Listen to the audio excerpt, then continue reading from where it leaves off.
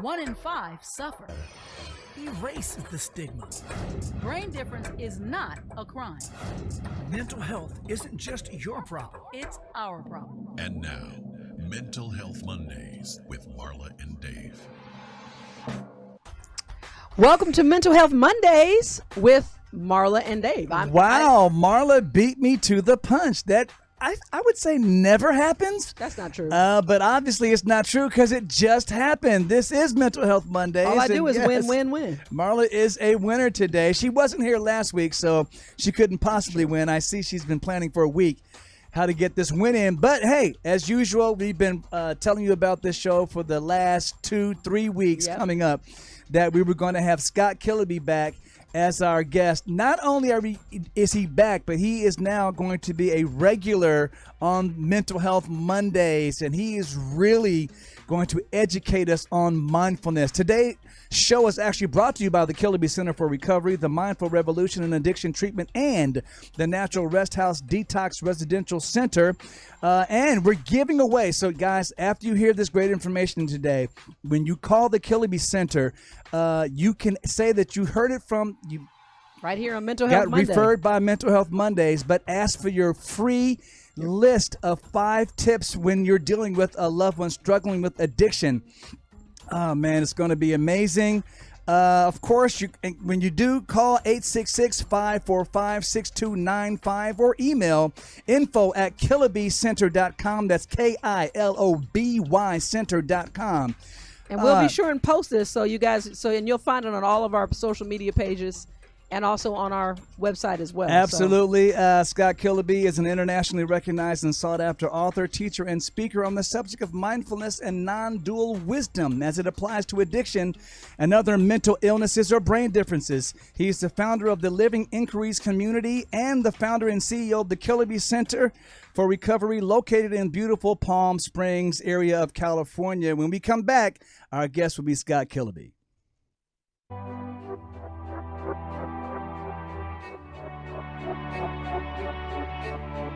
Help someone who is struggling by supporting the National Alliance on Mental Illness and be a part of the NAMI effect. Hope starts with you. Hey guys, listen up. Learn something. Welcome, Scott. Welcome back. Welcome back. Welcome back. Yes. We've been looking forward to this since the last time you were here. We really have. And I want to remind everybody that this is something that I'm going to continue to look forward to. So we're honored that you're willing to come in, and we're going to cover, because it makes it easy to cover specific things, because the last time you were here, I absolutely had a takeaway. So I'm sure that if I'm getting a takeaway, because I'm a pretty tough cookie, all of us can have a takeaway as well. And these are things that are really going to help our wellness. So welcome. Thank you. Absolutely. So Scott, Terry, please remind us just a brief overview of mindfulness in general. Well, depending on who you're talking to, you'll get a different definition. But essentially, it's present moment awareness. So it's attending to your thoughts in the present moment, observing them, feeling your feelings directly, attending to everything really in the present moment, because everything happens in the present moment. Right. Right. So just being awake and aware here, and not so much in your head. But if you're in your head, you're watching the thoughts. You're allowing them to come and go so they don't grab onto you. And that's what keeps you present, is just by watching things instead of what we normally do. So now when I hear that sounds so simple. Hold on. What is the unconscious normal behavior? Good question. I was actually going to say that. So most people, I think, like when you're driving in a car, or you're walking somewhere, and a story comes through and you grab onto it. You don't realize you're doing it, but you grab onto it and you keep repeating it and keep the self-talk going, the negative self-talk. That's how most people, we're not taught to witness thoughts when we were a kid, right? That's the thing. So it actually is very simple, but because we were never taught it, we most operate the other way, which is just our thinking makes us suffer, essentially. So, okay, so now to say it so simply, it's like my dad when he first told me, I was like, Dad, so, I'm having a little disagreement with Marla for the first time. How do I deal with this? He was like, son, if you give a woman what she needs, she'll never want for anything. And I was like, man, that's amazing. Thanks, Dad. Click.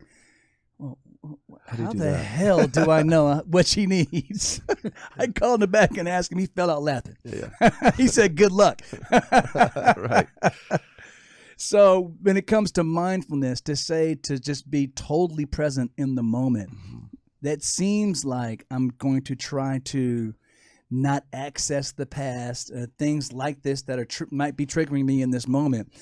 It might not be the same as, or not to look at it the same as the last time I was triggered by this. Right. It was that kind of on the same pathway. Well, okay, so you're right. It isn't simple for people who first start. That's Yeah. true. It's a practice that you have to start, just like with meditation or going to the gym is a practice. Mm-hmm. But after a while, you learn how to witness thoughts. In the past is thoughts arising now.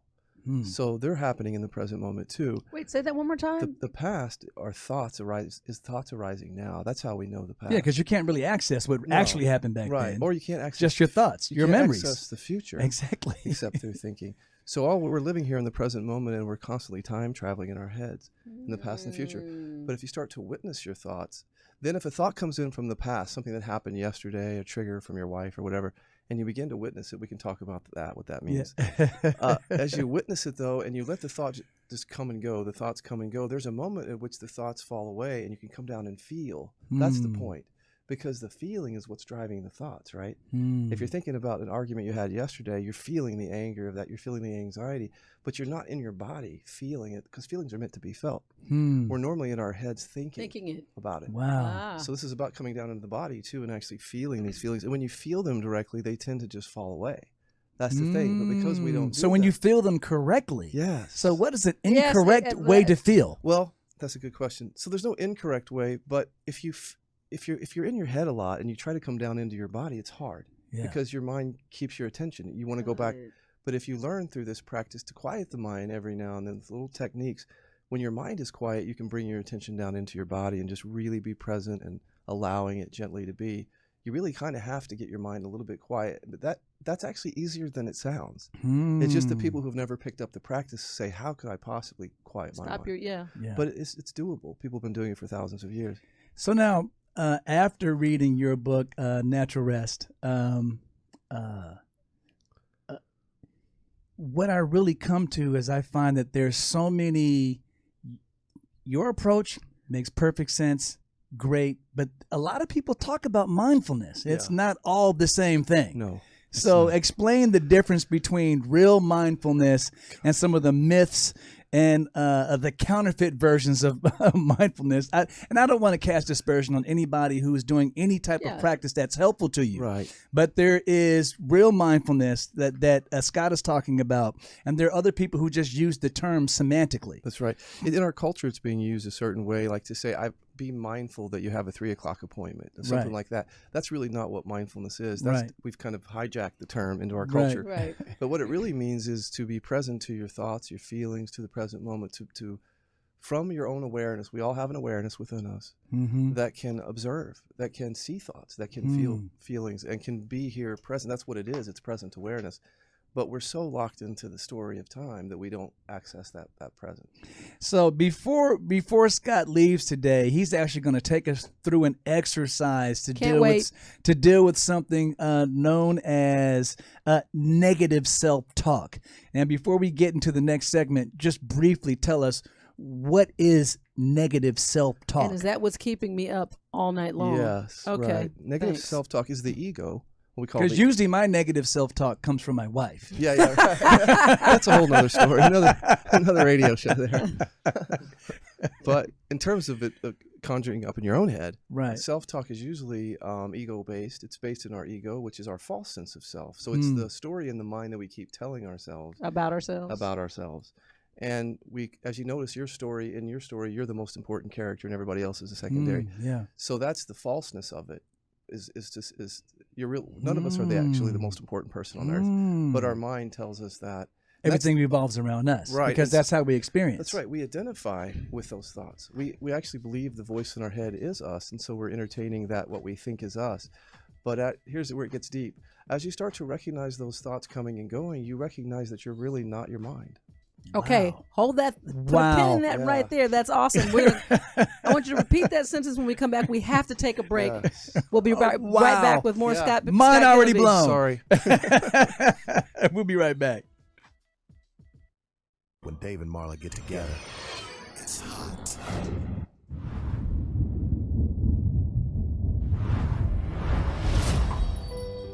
You may not realize it, but these words, often used to describe someone with a mental health condition, can be very harmful. In a country where 1 in 5 people are affected by a mental health condition, it's time for all of us to step up and change the conversation.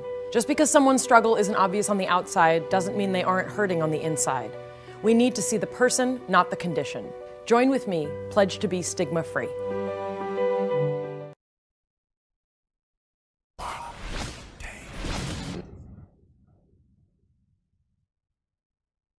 The Kilopby Center for Recovery is the first primarily mindfulness-based addiction, depression, and anxiety treatment center in the U.S. The non-12-step approach is based on founder Scott Kilopby's book, The Natural Rest for Addiction. The Kilopby Center is located in the beautiful community of Palm Springs, California, and provides 24-hour care for individuals seeking addiction treatment with step-down programs to help clients integrate back into their daily lives. A recipient of the Joint Commission's Gold Seal of Approval for Behavioral Health Care Accreditation, the Kilopby Center for Recovery is proud to display this symbol of quality that reflects the organization's commitment to providing safe and effective care. Over 84% of clients reported complete relief from symptoms of trauma, and 95.7% of clients reported complete relief from anxiety. Over 87% of the Kilopby Center for Recovery's clients reported complete relief from depression, and get this, 100% of clients who presented with suicidal thoughts when they first came to the Kilopby Center for Recovery left with no suicidal thoughts at all. Needless to say, the Kilopby Center for Recovery's mindfulness-based methods are effective. If you or someone that you love suffers from addiction, depression, anxiety, or dual diagnosis, OCD, or general unhappiness in life, please contact the Kilopby Center for Recovery today by calling 866-545-6295 or visit the website kilopbycenter.com today.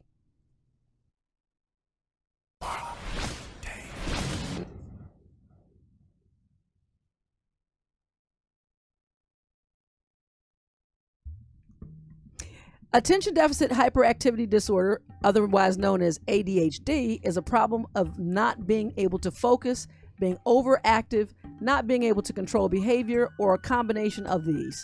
For these problems to be diagnosed as ADHD, they must be out of the normal range for a person's age and development. ADHD usually begins in childhood, but may continue into the adult years.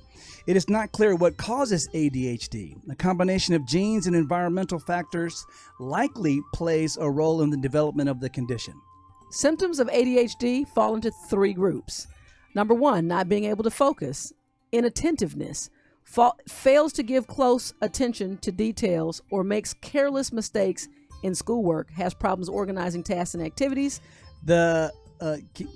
Two, being extremely active, hyperactivity, fidgets with their hands or feet, or squirms in their seat, has problems playing or working quietly. The third category is not being able to control your behavior or impulsivity. Examples of that is having difficulty awaiting turn, interrupts or intrudes on others, butts into conversations or games.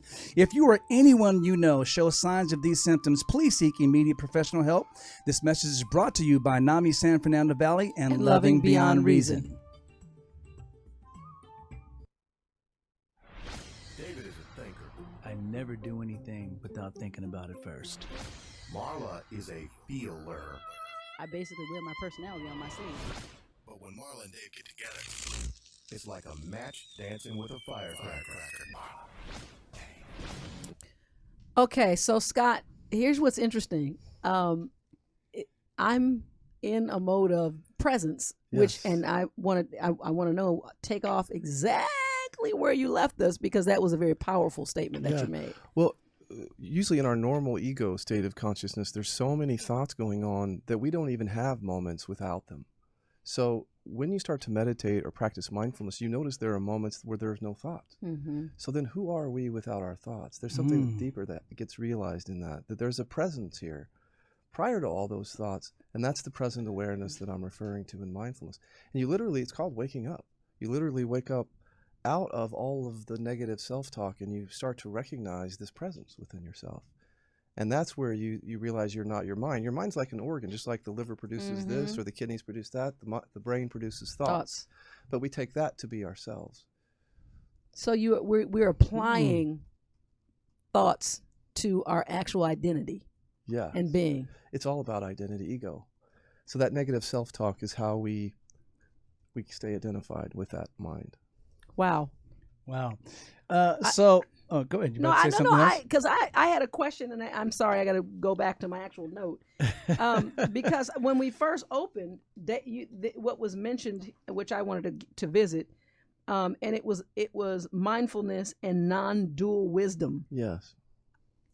Just briefly, can you just give me a snippet on that? That jumped out at me. The non-dual wisdom. So that's a hard one to talk about. Non-dual means not to, and it refers to a realization in which you actually feel no separation here in the universe. Like there's an actual shift that people have had. I had it in 2007, very powerful experience where the sense of separation leaves and you literally feel at one with everything. It's an energetic shift in your experience.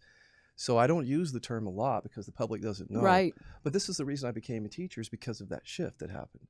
So when the shift happened, the non-dual aspect of it was that the story of Scott just went quiet. There just wasn't a story there, and the mind was quiet for the first time. And all that negative self-talk that had been labeling everybody and everything and all these things went quiet.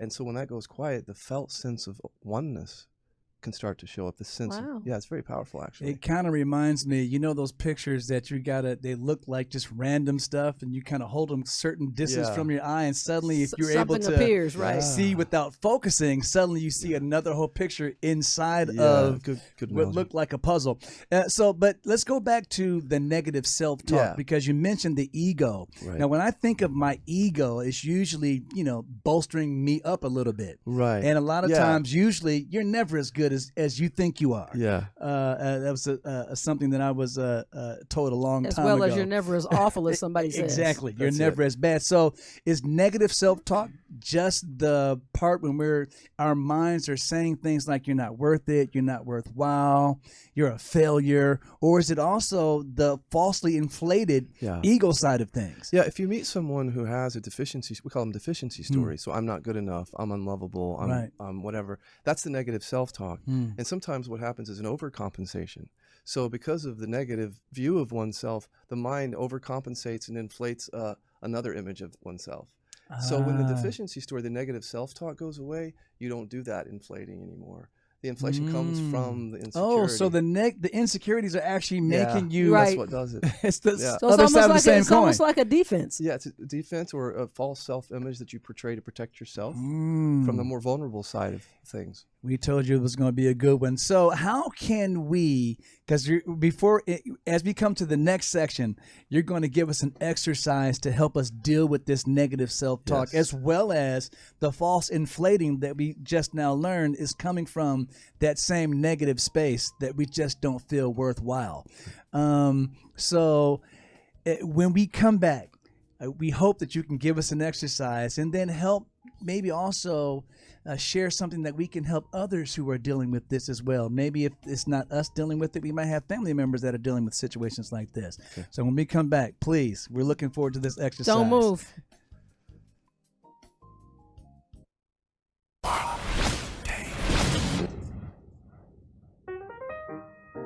Okay, so you hear that music, you know what it means. It's poll time, and our poll time dancer is back. There she is. Wow, she's enjoying it as usual. The last time we asked you last week, our poll question was, what percentage of mental health disorders show first signs before a young person turns 14 years old? The choices were 25%, 50% or 75%, we're going to give our esteemed guests. Okay, ask again. So here's the question. What percentage of mental health disorders show first signs before a young person turns 14? 25, 50, 75%. 50? 50%. Ding, ding, ding. That's why. Oh, he's mindful and smart. This cannot be right. I want That's some. why he is our expert. The poll question, Marla, what's the poll question for next week? Next week's poll question is, what is the number of U.S. adults living with PTSD? Your options are A, 5 million, B, 12 million, or C, 18 million. And I guess whatever your choice is going to be, and we won't. We're going to ask him, but we won't know till next week. We won't reveal the answer till till next week. So you'll want to tune back in and see if he bats 100%. Again, Scott, the question is, what is the number of U.S. adults living with PTSD? 5 million, 12 million, or 18 million? It's got to have to be one of the two or higher numbers, I would think. Especially after the pandemic. Yeah. Now, these numbers are pre-pandemic, as for the record. Maybe the middle number. I'm just guessing. Okay, hold on to that. So Scott puts his vote in at 12 million. Here's what's cool. You can vote. And so please log on to our social media sites and any place, Loving Beyond Reason, and cast your vote. We want to hear from you. Absolutely. So remember to call 866-545-6295. That's the number to the Kilopby Center. And mention Mental Health Mondays, and you will get your free copy of the 5 free tips to help a loved one dealing with addiction. We're going to get back to this amazing conversation with Scott Kilopby right now.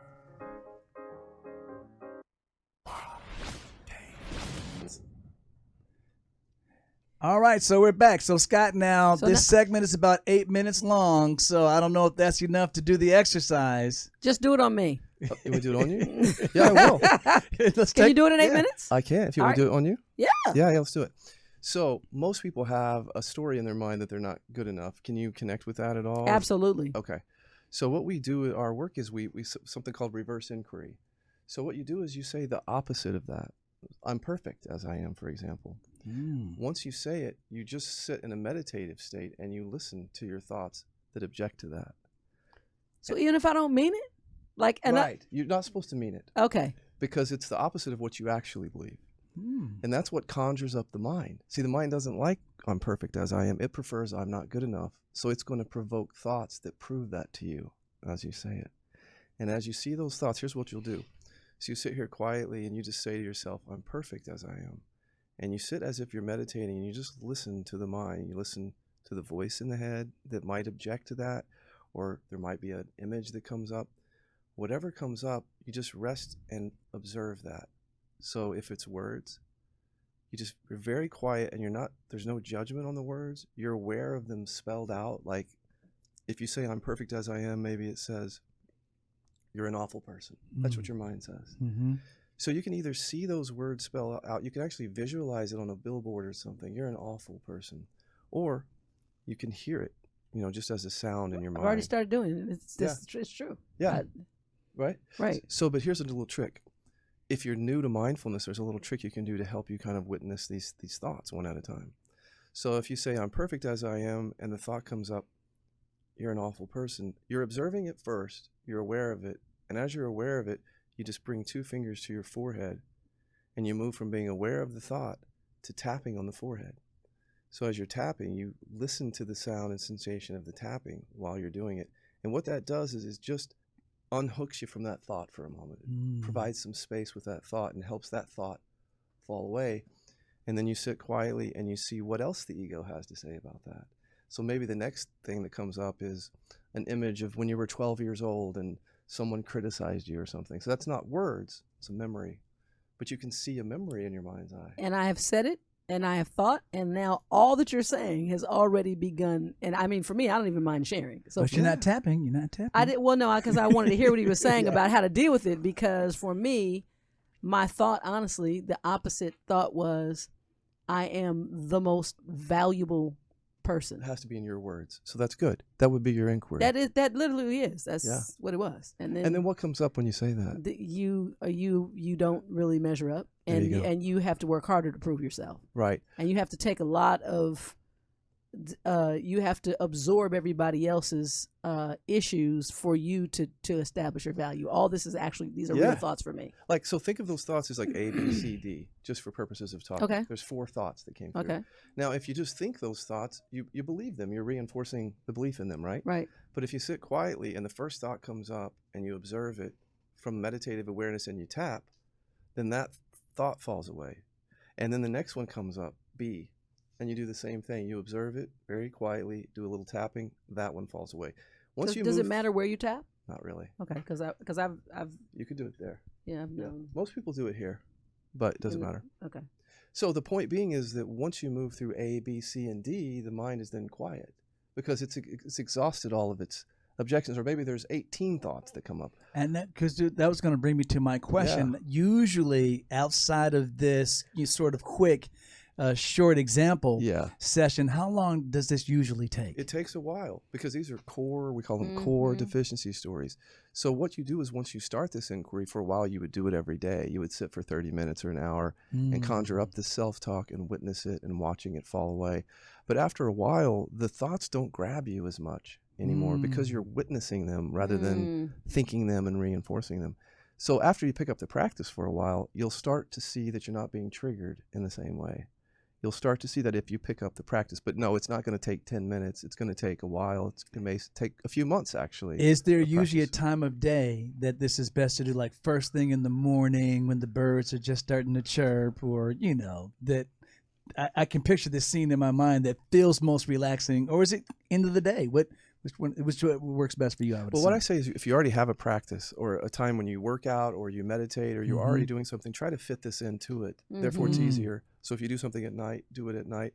I tell people usually in the morning when they wake up or right before they go to bed, but also throughout the day. Because throughout the day, mom calls, right, and says something, and then all of a sudden, I'm not You're good back. enough, comes up. Yeah. So pick it up then, too. Man, thank you so much. And just like that, wow. Well, what did you think about what that, I thought about it, not only was it amazing, but what I also immediately realized in talking to Scott in this moment is how many things I've allowed to become disruptive distractions in every moment for me. Yeah. Like, in other words, I have to even tell myself, okay, I don't have to click over. If I'm in the middle of something, my tendency is to be attentive to any other thing that comes and prove myself, which is an issue for me. Yeah. And I'm very open. So I've dealt with my father being an extremely still alive narcissist, and to a really hard degree.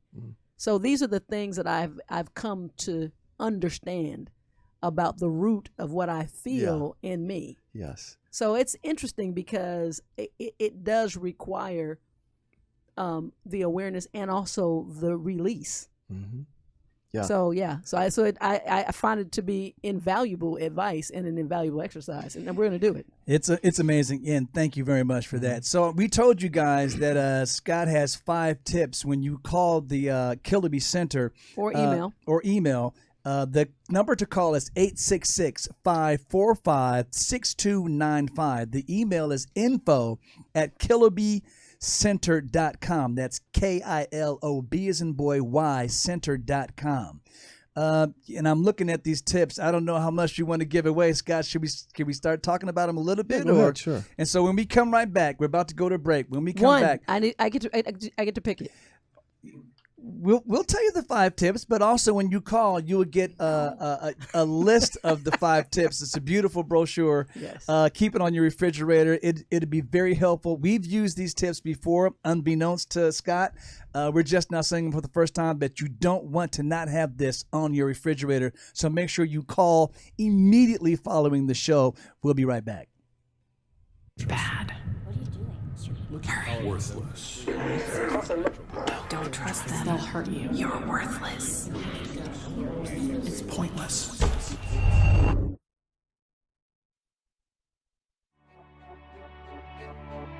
When the pain of schizophrenia meets hope, everything can change.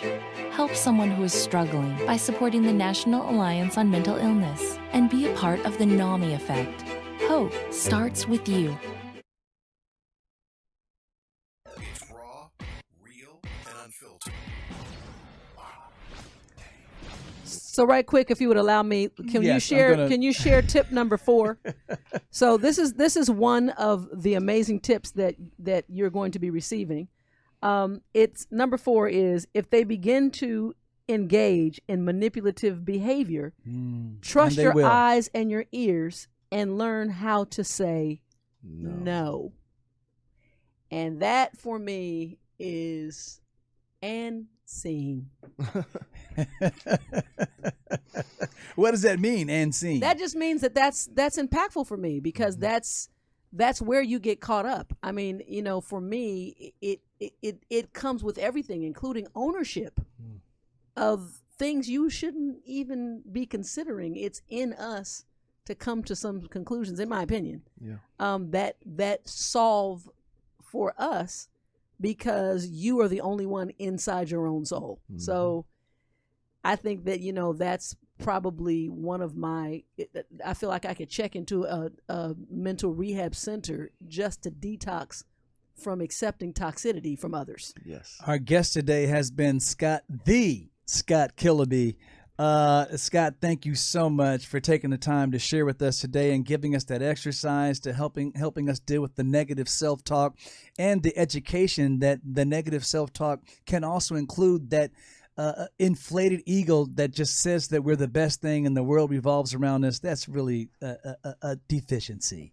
I'm not that great. Or is that negative self-talk? Oh no! And I have to say this, the reason that we are blessed to have Scott he's going to be on once a month, having the Kilopby Center as a sponsor is because he has a wealth of information. Absolutely. There's no way we can tap into the things that are really going to help us with mental wellness and mindfulness and to break the addictive, which is what I was saying before we went on air, that, we have to begin to stop, in my opinion, looking at addiction as always a substance issue. We have unhealthy things that are connected to everything from the way we use our time to sexual stuff to whatever it is that is a distraction is something that And scene. Yeah, and ooh. Now, when you get the end scene from the master, that's a real scene well right said, there. Though. Well said.